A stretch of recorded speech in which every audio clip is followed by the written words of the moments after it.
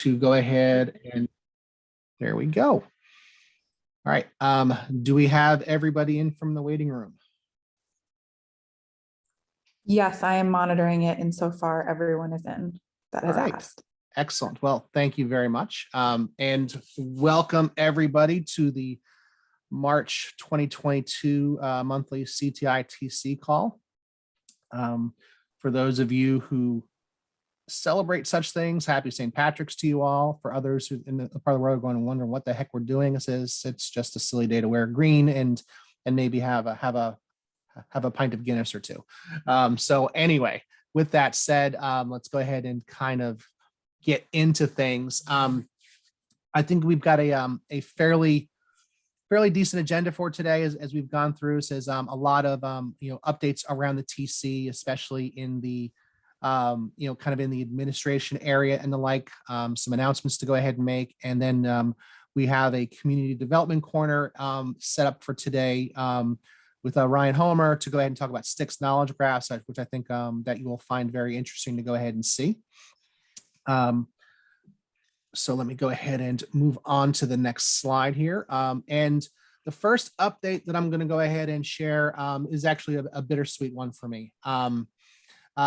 So Jane Ginn, who many of us have known for years, and since the beginnings of the TC within OASIS, and probably even before that, has decided to go ahead and step down as the co-secretary of the group, to be able to go ahead and focus time on other areas that require her attention and the like. And I am very, very sad to see her go, but I am 100% supportive on all the work that she has done for this community over the years. We would not be where we are today without her input. Trey? Is Jane on the call? Because there's one or two that are just like the TC group thing. Jane, are you on the call? Yeah, there she is. Yes, I'm here.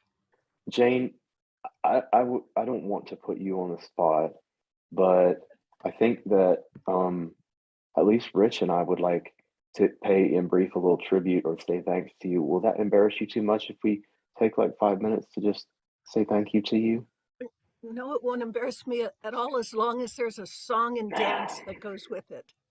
Well, you know what? I've had a hell of a day and there's not much song and dance left in me, but there is a world of thanks for all the service. Y'all, I think I maybe know how much Jane has put in here. I think I might have put in about as much skin and mad respect. And I'm sorry to see you go. And this is being recorded and this is not very professional of me, but it has been an honor to serve with you. I've learned a lot from you and I could never have done this without you. And now I'm going to turn my camera off because this is being recorded. No, thank you, Trey.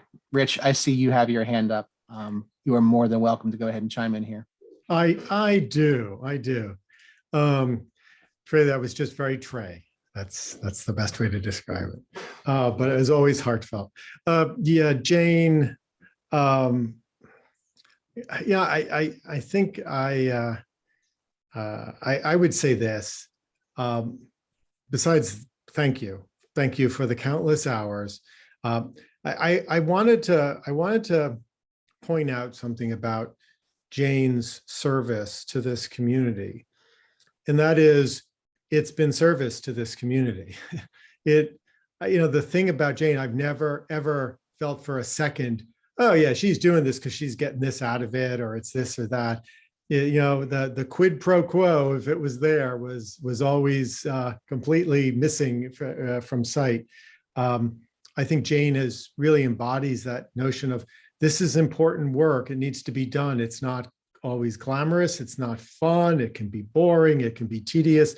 It requires me being up late or up early or whatever. And she does it.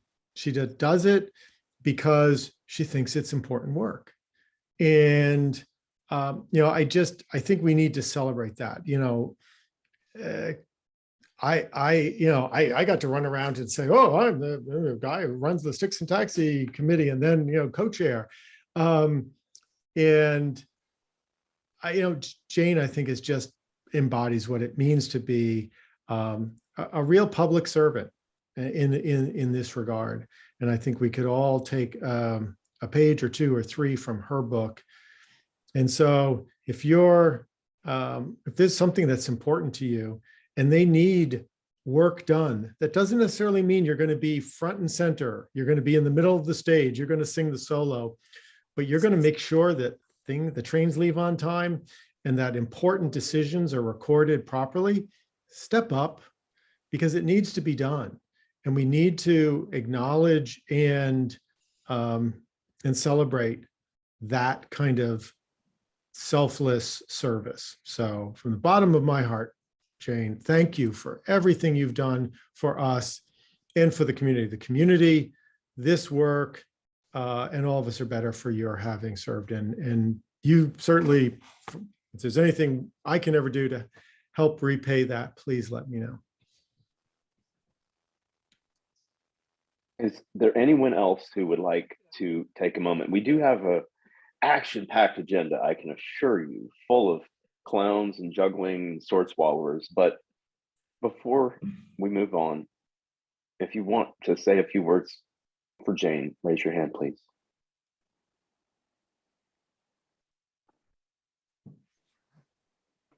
All right, well, I think probably some of the three of us killed it. Oh, there we go, Jeff Mates. All right. Well, thank you, Jane.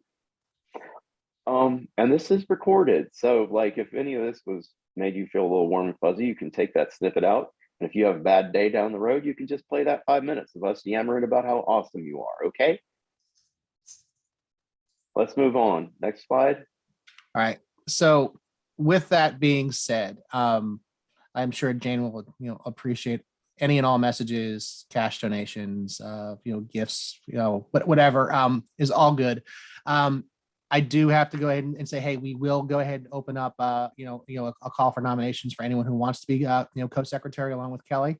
There is a surprising amount of work that happens behind the scenes here, as people have noticed that you don't see happening, that keeps the trains moving, and the lights on, and it makes us look good. So we are looking for help. Also taxi, taxi chairs. Actually, as we're seeing some of the the chatter on within the Slack community come up in the last couple of days, we've got some gaps and that I think that are starting to go ahead and pop up as we're going through Interop, as we're going through others, and we want to make sure that we've got folks who are in play to be able to go ahead and help change some of that. So let's please reach out to myself, to Trey, to Jane. I mean, so Jane, having said all this, and as we wax poetic about James, I mean, she's going to be with us through the 1st of May. So we still have time with her. So please do reach out, ask what the role entails, if you have a desire in doing so. And if I may just put a tiny cherry on top of that cupcake on that last slide,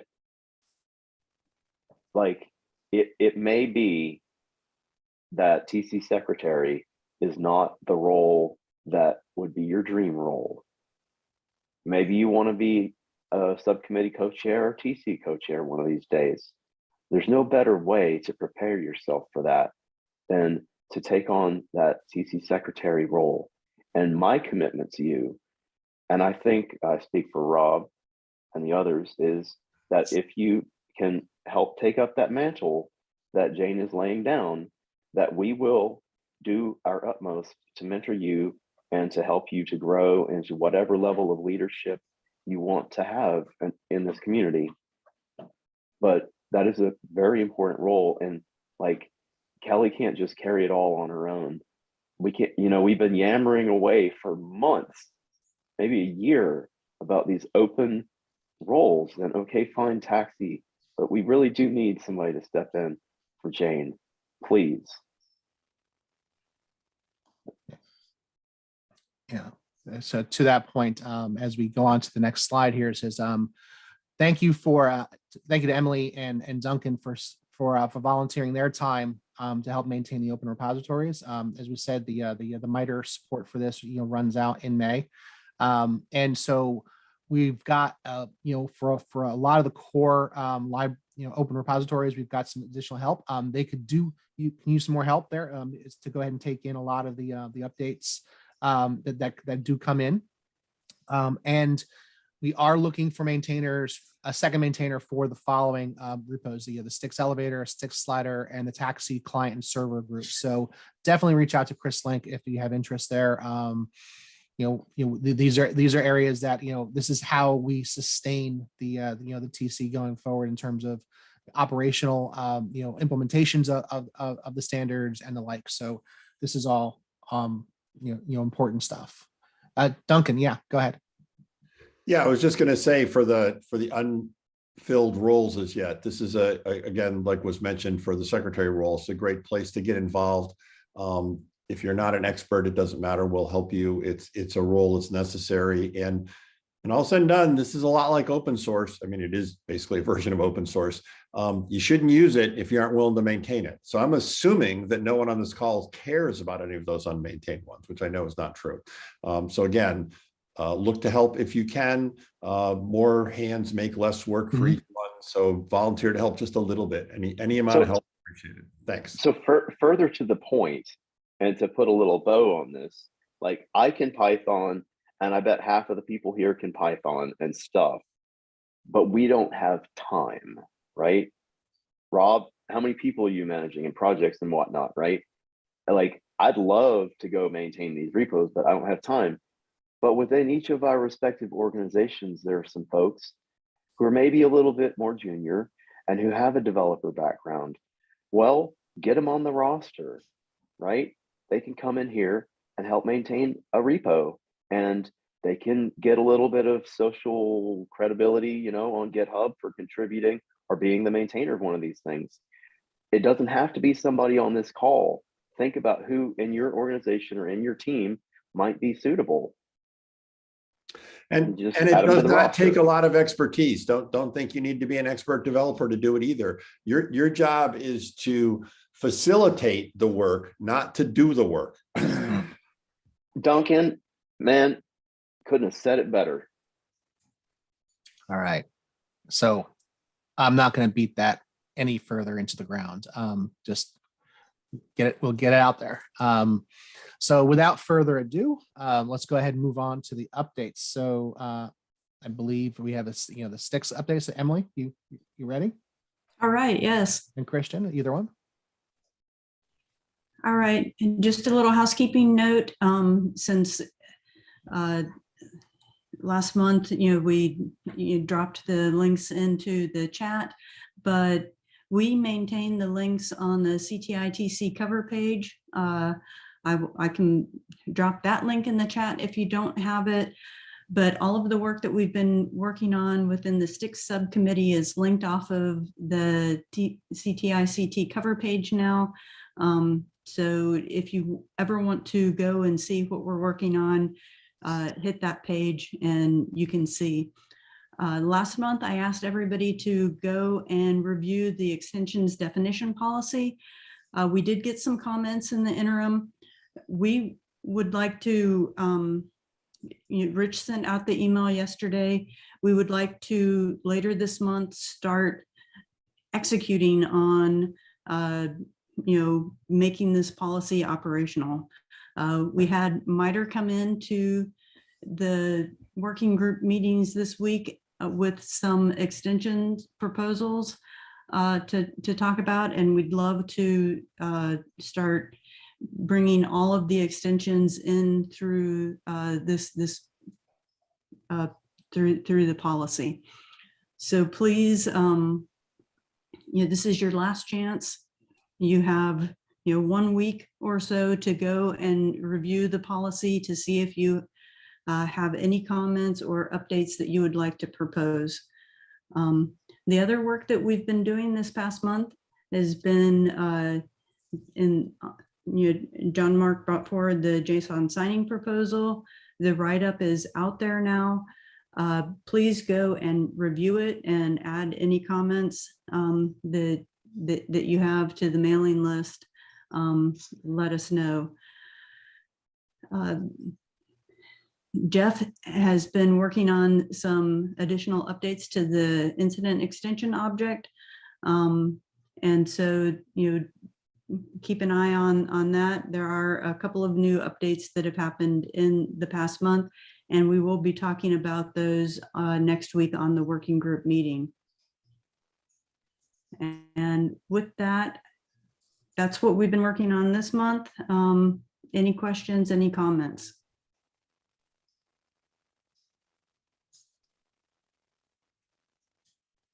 I'll return it to you, Rob. All right. Thank you, Emily. So going on, let's go ahead and jump over to Kartikey and Marlon for Interop updates. Thanks, Rob. Can you go ahead? Yep. So some great news. The STIX 2.1 interoperability committee specification draft just got published officially. So the ballot got approved a little while ago, late last year, but it finally got published on the OASIS Open. So all the official links are here for your fun perusal when you have some free time. So definitely go check it out. And thank you everyone again for all that helped with that draft. Next slide, please. And actually, before we move on there, so one thing I wanted to go ahead and bring up, since there was a little bit of confusion around this, some folks have noted that this was initially put out as a committee note, and then this is actually now being published as a committee specification draft. The reason for this is per OASIS rules, any document that the TC publishes that has normative text, so basically has must, shall, should, those kinds of directives in it, needs to be published as a CSD. And we were going off of the typing of the document when we actually put out the STIX 2.0 document, which got put out as a committee note. And that was actually an oversight by OASIS staff, and it should have been corrected to be a CSD. It didn't change anything necessarily. It doesn't change how we're able to go ahead and operate on things. Our vote still stood. I think the only thing would be is that if we want to go ahead and publish updates to this, we would just run it through a second vote to go ahead and approve it, and then we would just publish a CSD02 if we have to make any changes to this. So that's the only thing I wanted to go ahead and bring up in case anyone had any questions around that. If there's anyone does have questions, feel free to go ahead and ask, and otherwise we'll go on to the next slide.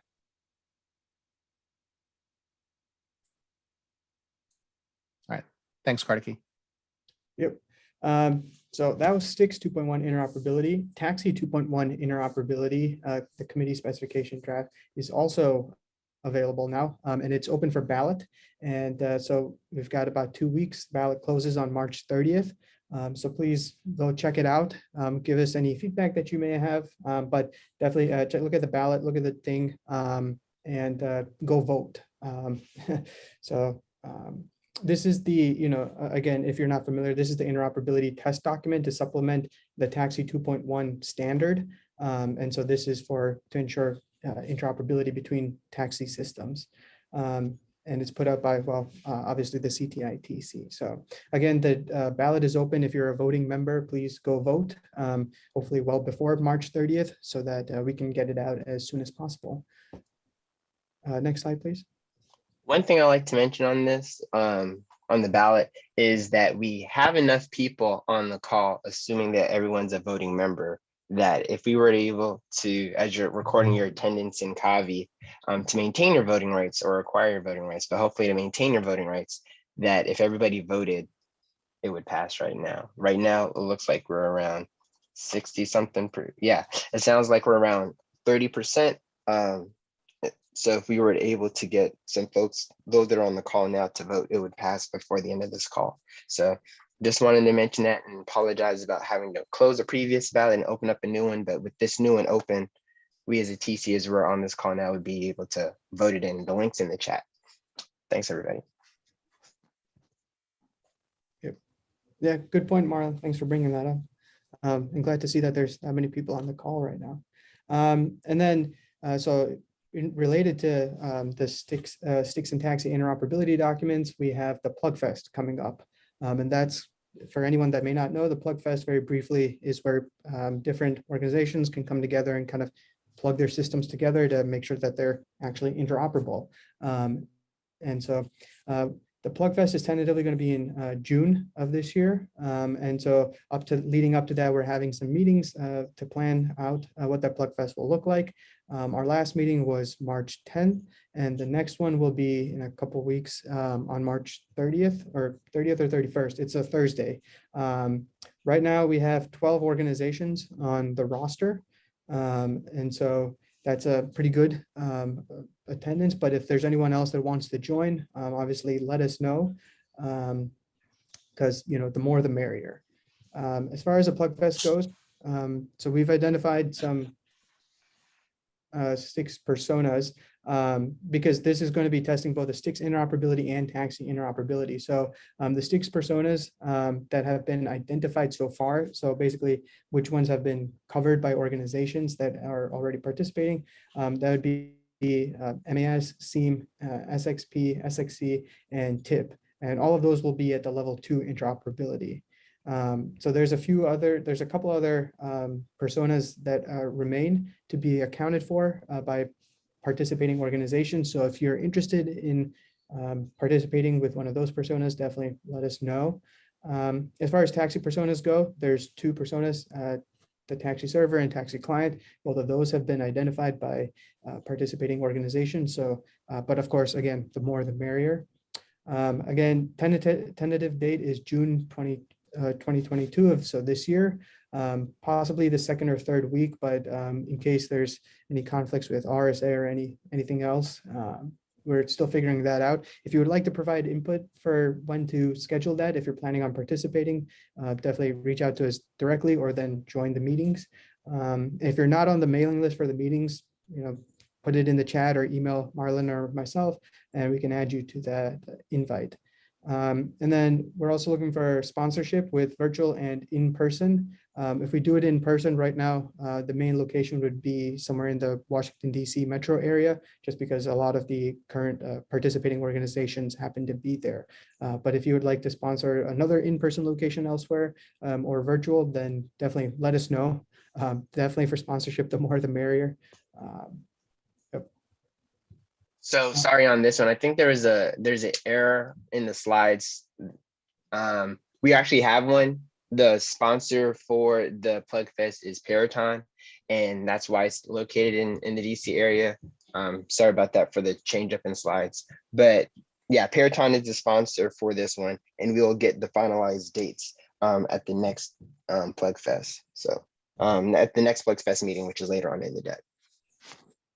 Yeah. Duncan, I see you have your hand up. Yeah, I was just going to throw in, because it's related but separate. I run something called the Cybersecurity Automation Workshop, and it will be on June 2nd in Washington, D.C. So just before RSA and a week or two before the STIX Interop. And it's a little bit broader because it's more the inner working with other stuff, but just to everybody on the call to let them be aware that it is for sort of the bigger picture of cybersecurity automation, which obviously STIX plays a major role in. So if people want to either attend, but more importantly, want to participate in that, feel free to get in contact with me or go to its website and you can know more. So 2 different June Interop events, both involve STIX. One is STIX as part of a bigger community. One is STIX specific. So just so people don't confuse them. Hopefully I made it less confusing, not more confusing by mentioning the other one. And Duncan, if you have the link to that site, if you can go throw that in chat, and then we can help you promote that. Okay, I will go do that. Thank you. Next slide, please. Yep, so these are some of the remaining STIX Interop personas. So basically what that means is that looking at the participating organizations for the Plug Fest, these personas have not been accounted for by any of the participating organizations. So if you're already participating and any of these personas seem interesting, feel free to go ahead and claim them. But if you're not participating yet and any of these personas seem interesting and you'd like to participate, definitely you're more than welcome to join. So there's some good ones and some common ones like threat detection system and threat mitigation system. So if anyone would like to join the Plugfest and claim those personas, feel free. And it is not first come, first serve. We can always have multiple. So next slide, please. All right. Marlon, did you want to take over now or should I continue? I think you got it. If you want me to, I could jump in. So yeah, once again, if you're interested, based off of that previous slide, if there's any personas that you would like to contribute into the Plugfest, feel free to do so. Just for brevity and time, we'll allow you to put your email inside of the chat. If there's no questions, then I think we'll be able to move on. Marlon, this is Oh, it's Steve. you, Steve. Yeah, all right. Just the sooner we can get a semi-accurate head count, so we can account for the size of space that we need to. We have a couple options, one in Arlington and one in Herndon, depending on the physical participation number. So the sooner we can get a head count, we can lock in a location. Okay, and for that head count, I think we'll go based off of those that are participating within the Plugfest calls. And we do have our next one on the 31st. So if size changes between then, that'll just be an input. But I would go based off what we currently have. And we already know that one of our international partners said they will not be able to attend in person. So I think we'll just go off of those that said on a previous call that could attend in person within the US.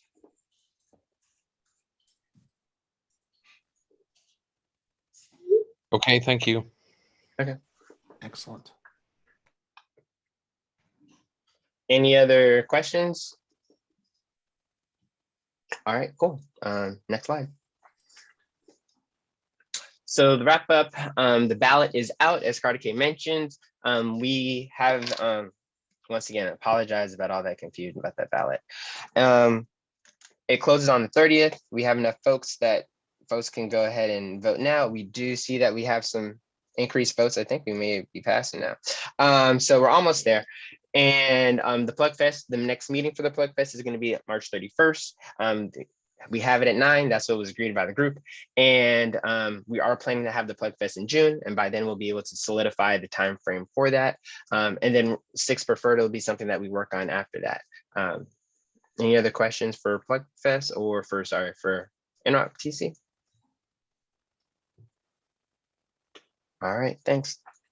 Back to you, Rob. Are we gonna be able to do the MITRE thing as well? So actually, before we go into the community development corner with Ryan, I apologies to the MITRE team. We had forgotten to throw a placeholder in here for you. There was going to be a discussion of where we are with kind of a graph semantic equivalence. So if anyone from the MITRE team, if you have slides you need to go ahead and show, we can go ahead and give you permissions. Yes, this is Chris. I do have slides to share. All right, hold on. Let me.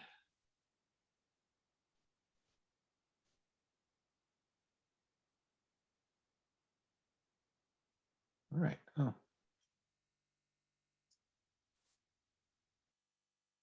Let's see. Are you? Let me go ahead and stop sharing here for a second.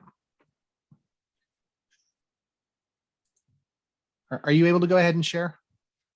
It says disabled participant screen sharing. Interesting. So Rob, go under participants and then you can enable screen sharing for. Chris, try now.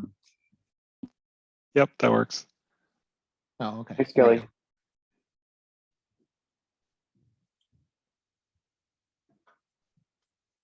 Okay, let me know if you can see my screen. Yes, we can. Cool. So I'm going to be discussing some work that MITRE did on behalf of DHS for STIX semantic equivalence.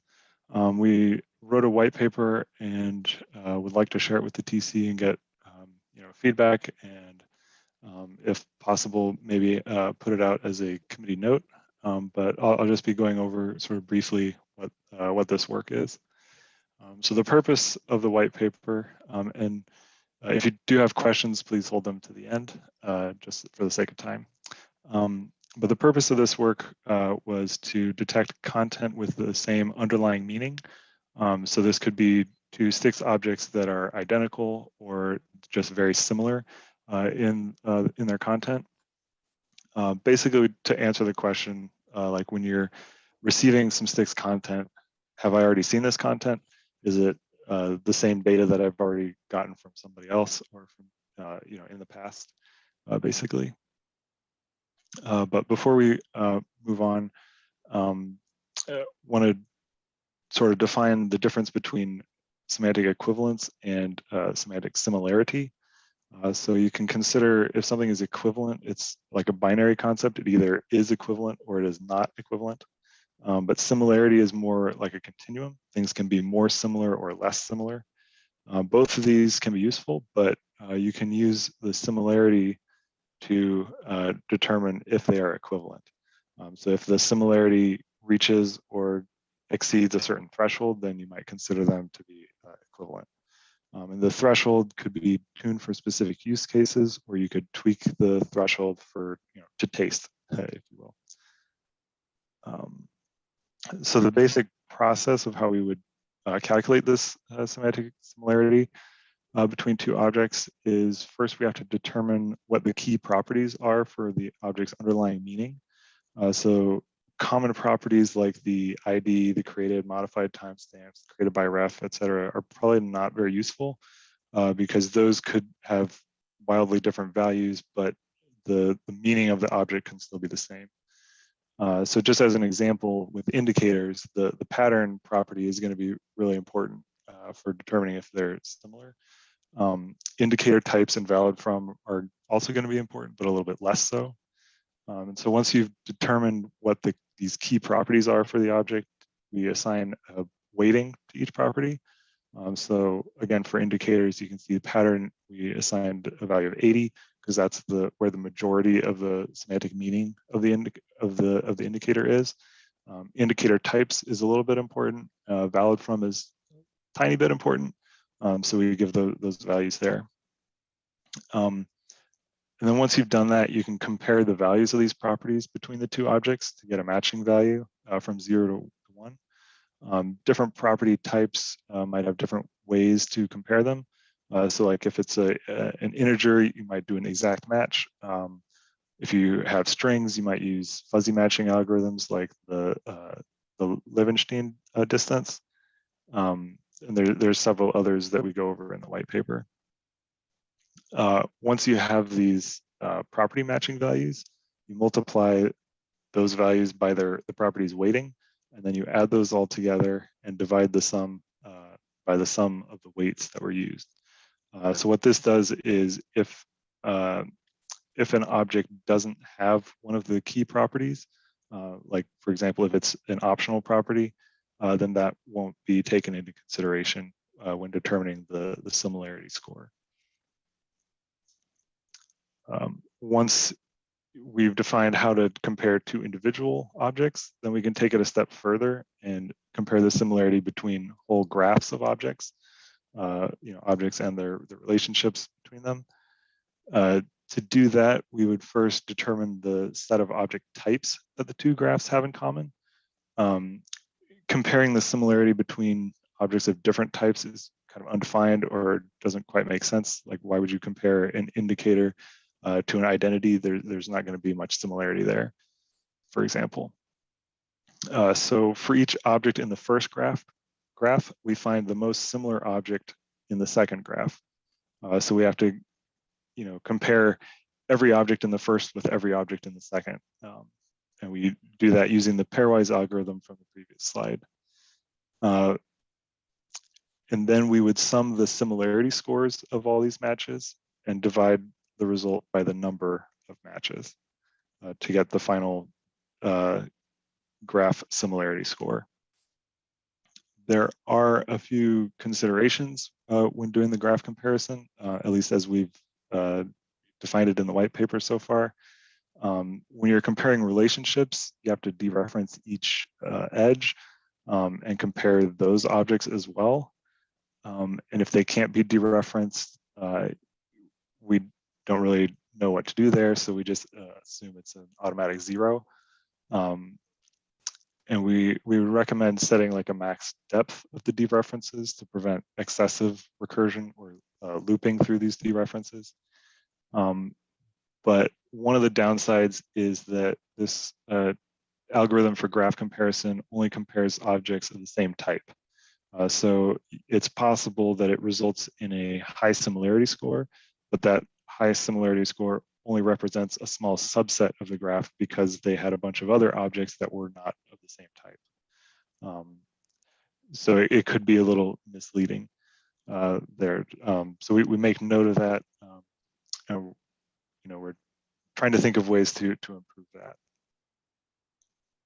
So in conclusion, we have implemented a prototype implementation of this in Python STIX 2. There's a link to our documentation there about it. And we're hoping to send the white paper out to the TC soon. I do have some other notes in the backup slides, but I'd like to open it for any comments or questions at this time.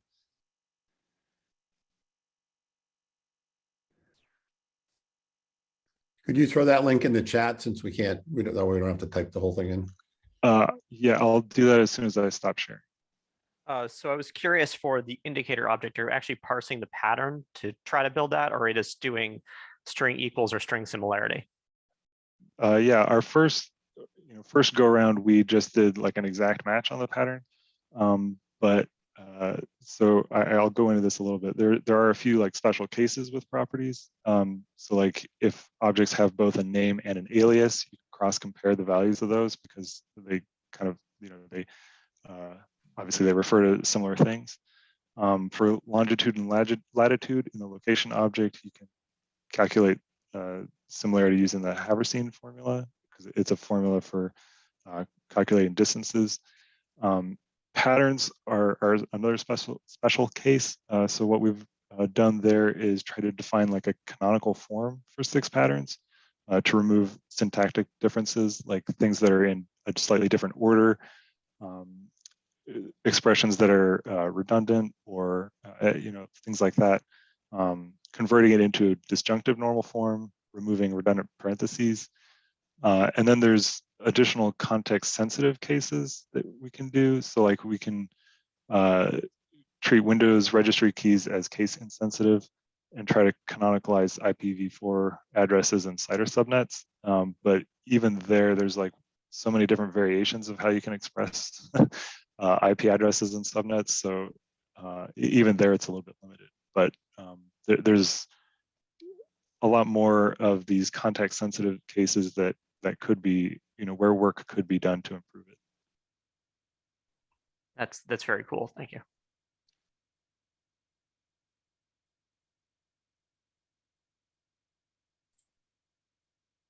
Any other questions? So I was also curious if you're using external references for some of this deduping, because I know that's a common one for attack pattern and I think vulnerability. Yeah, good point. So in the white paper, we do go over external references. I didn't have time to put it into this quick overview, but we do cover external references. Okay. Will this be presented at the evening meeting today? Yes, I can present it in the evening meeting tonight. Yeah. The reason I ask is a couple of my team members will probably be attending that. Yeah, thank you. Sure. Yeah, Chris, this is fascinating work. I'm really interested. So as soon as that white paper becomes available, pass it around. This is really good stuff. Cool, great, glad to hear it. And this is a great segue into what I think you'll be going into later on in the deck as well. So it's a great time for us all to be able to get together on this today. You have a hand up. Oh, it just went down. All right. Well, thank you. And Chris, you and others who anticipated my question, if you'd be able to go ahead and present this tonight, because I could not do this justice. So, so thank you for that. Yeah, for sure. All right. Let's now move back on. So let me get around to resharing a screen here.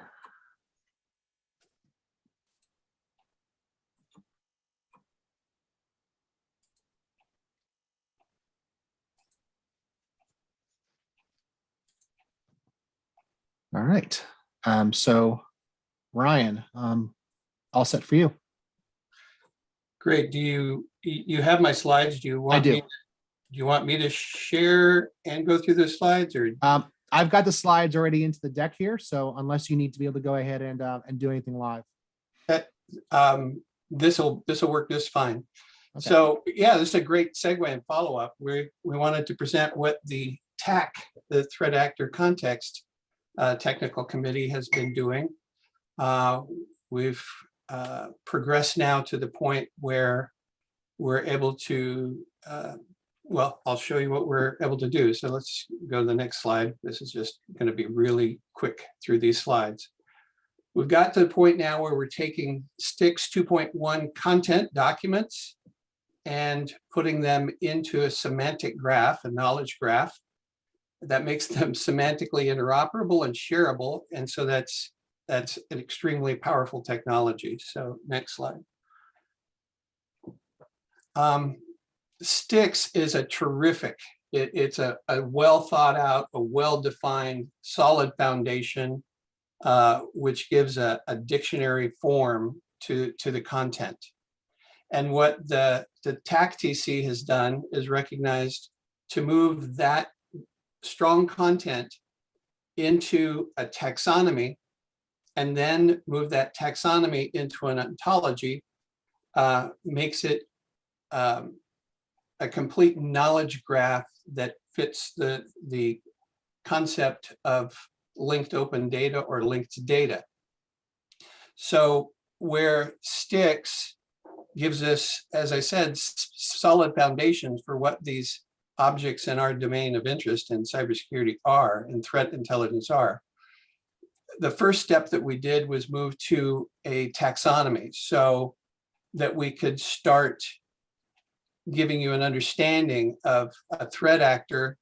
Could be a terrorist, could be a domestic terrorist. So to give you the taxonomic, the hierarchical class structure of the objects that are in STIX 2.1. And then beyond that, we moved, and the taxonomy gives you the hierarchical structure. The is a kind of concept, you know, an actor can have a subclass of a threat actor or a benevolent actor. A target can be an enterprise target, a private sector target, a fintech target. So we start to understand that there is a hierarchy to the concepts that are defined in STIX. And finally, in an ontological form, this is where we start making further relationships between the objects that are in the taxonomy, so that we can actually do inferencing, inferring new facts from the facts that have been stated. So next slide. So the purpose of this is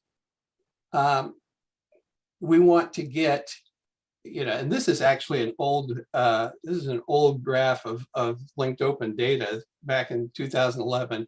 If you were to look at a current graph of the linked open data, it's huge. I'm sure that a lot of you that are working in graph technologies are probably familiar with the bigger one, but this one wasn't quite as noisy and it was colorful, so I thought it was good for the slide. But the objective here is to make threat intelligence available as linked open data on the web. In order to do that, you need to make sure everything's got a unique URI. You can use those URIs to look things up, and the information is then queryable. We can use mainstream technologies like Sparkle to query that data and pull it in from those lakes that are offered as linked open data. Next slide. And next slide. This is really easy. It's not complicated at all. The first thing we do is add context to the top of any STIX 2.1 JSON. And because we've added that context in front of the STIX JSON, we're able to open it in COT software, common off-the-shelf software, such as the RDF Toolkit or Protege, or most of the knowledge graph servers such as Stardog or Allegrograph or many other. We can interpret the JSON as JSON LD, and then common off-the-shelf software can open it up. And what that gives us is a knowledge graph of the STIX 2.1 document, which is appropriate to put into a Sparkle endpoint, which makes it available as linked open data on the web. And next slide. So you start with your JSON.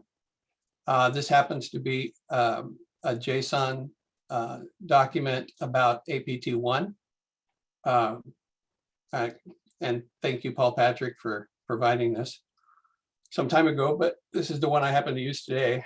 And next slide. We take and add the context to the beginning of this JSON file. Next slide. And I happen to use the RDF Toolkit extensively when I'm doing the editing and normalizing stuff to go into the GitHub repository. But the RDF Toolkit allows me to read that JSON LD. And next slide. And that creates an RDF file based off of the content of the STIX 2.1 JSON file. It's that simple. You've got a knowledge graph. You didn't have to use any, we didn't use any conversion code or anything else other than we provide the context for interpreting and mapping the JSON 2.1, the STIX 2.1 JSON into STIX 2.1 JSON LD. Next slide. So this gives us a knowledge graph. That means that we can actually view this data now as linked data. So we've got pools of STIX threat intel. As I said, we're looking at a graph here. I'm giving you a visual of a little bit of the graph that is APT1. The advantages of this: it's searchable, it's shareable, it's based on standards, lots of open source tools to view, gain access, share this stuff. It's a mainstream technology at this point in time. And so everything I'm showing you here is done with vendor agnostic tools. These are tools that are available for free and for everybody. Next slide. So I'm going to give it a demonstration if we have time, but now I'll go through two slides here in case the demo demons give us issues. I just want to make sure that you understand it is not vaporware. This is real and it's working for us. So next slide. We can do things like query. Here is a Protege query. I'm doing a Sparkle query. This is a well-known mainstream technology to do a query into that knowledge graph of APT1 to give us the name of the threat actor. In this case, we're searching for threat actors. We're looking at the aliases of those threat actors. We're looking at the types of those threat actors. And so there is literally hardly any bounds into the kinds of query that you can make into this knowledge graph now. If you want to know, what campaigns were they involved in, anything that's in that STIX knowledge graph. And it doesn't just have to be one APT like I'm demonstrating here. It can be of a whole body of knowledge or facts that we have about threat intelligence. Next slide.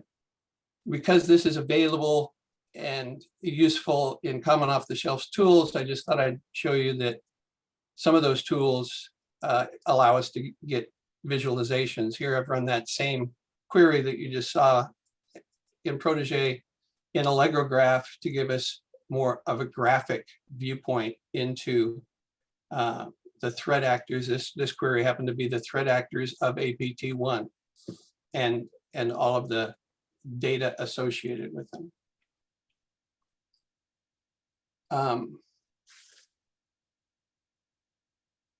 So at this point, I'd like to open it up for questions and see if you guys want to see a little bit of a demonstration of this, and I can show you this in real time.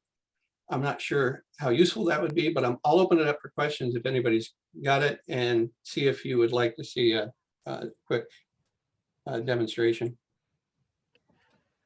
Ryan, Duncan did post a question in the chat. He was asking about how patterning is handled. Okay, so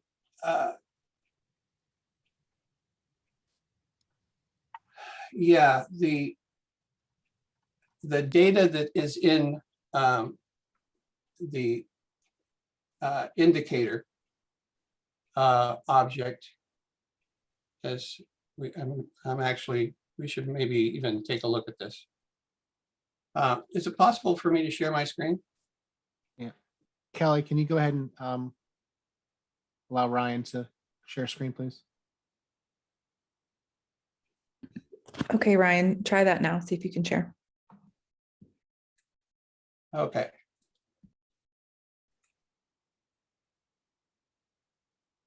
So I have to hit the little blue share button. I am not certain what screen you are seeing now that I see this. We're seeing the screen with the kind of golden bars across the top. Great. We're seeing Protege, Ryan. Great. That's super. You know, that's the right screen. So it's a good question. How do we handle patterning? I would like to say, let's go take a look at the indicator object. So what you're seeing here is a tree structure that gives us that hierarchical explanation of the STIX standard. So you'll see that a STIX object is subclassed by a STIX domain object, and one of the subclasses of STIX domain object is a STIX indicator object. And we can take a look at one of those STIX indicator objects to see if we have any expressed property of pattern. And I do not, in this particular data set, I'm not sure that we have an expression of that, but the patterning would be just as it was reported in the original STIX JSON. It would be a property that would be displayed for that pattern here. I'm not exactly thinking I've answered your question, but well, I guess it's a little, and again, because I don't understand that enough, I think of the taxonomy as describing stuff, and the pattern is sort of a meta around it, and you sort of get this, at least in my mind, this conflict between, I'll call it the query stuff, because pattern is a pattern, it's not the thing. But if it handles it correctly, that's all I care. The answer is it does handle it, so that's great. Yes. So we are at the place that what we're doing at this point is, at least what I'm showing you here, we've gone beyond this with respect to inferencing and actually classifying further based off of the properties that are expressed. But what I'm showing you here is just the fundamental capability of taking express STIX JSON and representing it as a full-blown knowledge graph that can be expressed and shared as linked open data in a Sparkle endpoint on the web. And so we've finally come to that place in the TAC-TC where we've fundamentally got our feet on the ground and can start, we're starting to develop some momentum now because we're representing really good content, STIX content, as a knowledge graph, which there's so much momentum in the area of working with knowledge graphs and linked data that this is a very powerful way to receive and share threat intelligence and do some really good analytic work as well. You'll see that the taxonomy that's expressed goes in both ways. So one thing that STIX does not do is define an adversary. So an adversary is a class that includes intrusion set and threat actor. Now, it will still be up to the TC and the vote to understand whether or not we all agree here that this is an appropriate class adversary and whether or not intrusion set should be fitting inside that class. But to date, there hasn't been much conversation about the fact that a threat actor is certainly an adversary. And then we've extended it so that a threat actor can actually be extended by Intel's threat agent library to say that threat actors can be hostile threat actors or non-hostile threat actors. And we can start examining the nature of and the attributes of these threat actors in terms of an extension of threat actor. So how do you handle that non-adversarial, or you have threat actors as a subset of adversary, but then you have as subsets of threat actor, both malevolent ones and benevolent ones, but the benevolent are not actual threat actors, or not actual adversaries, right? Yeah, this is again the way that Intel and the threat agent library broke this out. We've extended their thinking on what a threat actor is. They actually defined a threat actor as being classifiable, having a hierarchy like this. So I'm not trying to defend or No, I agree with that one. I thought you had to, if you shrink that one right underneath it, did you have a non-hostile threat actor? Well, intermediaries could be one, but yeah, there is a non-hostile, so there's an information partner. They could but they're considered adversaries in this expression. Yes, they are considered as an adversary. The TAL actually has a non-hostile threat actor type, of which there is an information partner. They may not intend to be malevolent, but they're an information partner, and maybe by accident or by okay. So in the context of this, they're an adversary. They could also not be an adversary, I guess. Yeah, they become different. Okay. The other classifications they've got is a reckless employee. They're not by label a threat actor that has the intention, but they're still causing, they're still presenting a threat to the entity. Got it. So point being is that it's not just an extension of a taxonomy of subclassing what's there. We've also got a small example of where superclassing might take place here with adversary. So when you start looking at some of the concepts that are in STIX, such as the course of action, that's another thing I should, we're beyond our time and I'm well beyond my time, but quick note, an extension in the other direction is the cybersecurity playbook, a security playbook that was extended based off of a course of action. We got this from Basileos, as he's been very active in Cacao. So anyway, that's a presentation of a demonstration of where we are with TAC. I thought the TCI would like to see where we're at. Yeah, thank you very Ryan, much, Ryan. One question I have on that, are you saying that you guys have done integration with the TAC, with Cacao as well? I just want to make sure I picked that up correctly. Yes. Okay, thank you.